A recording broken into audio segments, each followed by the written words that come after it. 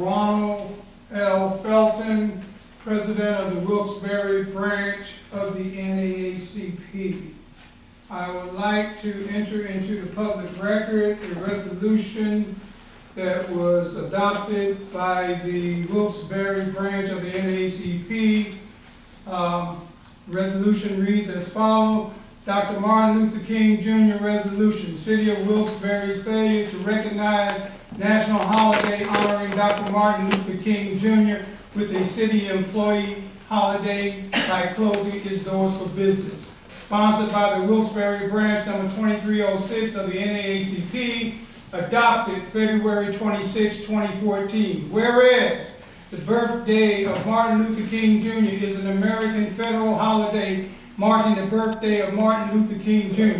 It is observed on the third Monday of January each year, which is around the time of King's birthday, January 15. And whereas the campaign for a federal holiday in King's honor began soon after his assassination in 1968, and whereas President Ronald Reagan signed the holiday into law in 1983, and whereas it was the first observed 3 years later, and whereas some states resisted observing the holiday as such, giving it alternative names or combining it with other holidays, and whereas it was officially observed in all 50 states for the first time in 2000, and whereas now the state of Pennsylvania, Luzerne County, and the Wilkes Barre Area School District recognize the birthday of Dr. Martin Luther King as a national holiday by closing its offices, Luzerne County offices, and the Wilkes Barre Area School District offices.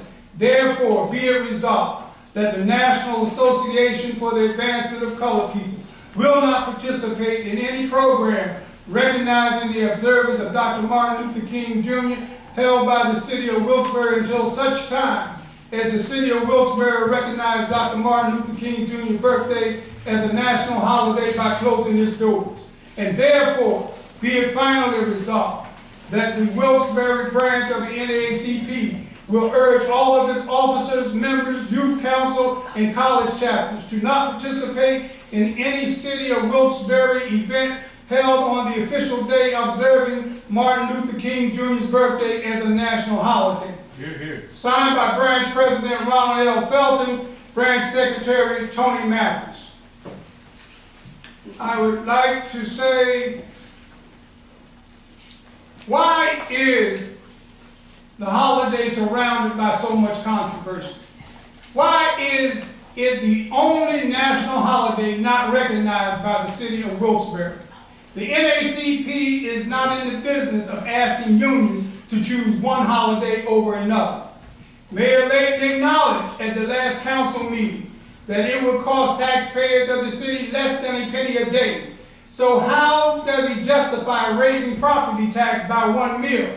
You see, to raise it $1 mil would be $1 for every $1,000 in property value. That's only for people that own property. According to my research, a property valued at $25,000 would cost the property owner $25 annually. According to the Citizens Voice article, the city of Wilkes Barre has 19,281 property owners, and that would generate over $400,000 yearly. I don't see how that relates to the 77 or 71,000 that was quoted by the mayor and myself. The mayor says he works regardless of it being a holiday. Isn't that the same for the President of the United States or the governors of our states? So why should his job be any different? Mayor Layton, at the last meeting I attended, stated that Scranton was a distressed city due to the addition of the Dr. Martin Luther King Jr. paid holiday. However, in the Citizens Voice, it stated that blight possesses challenge for distressed cities.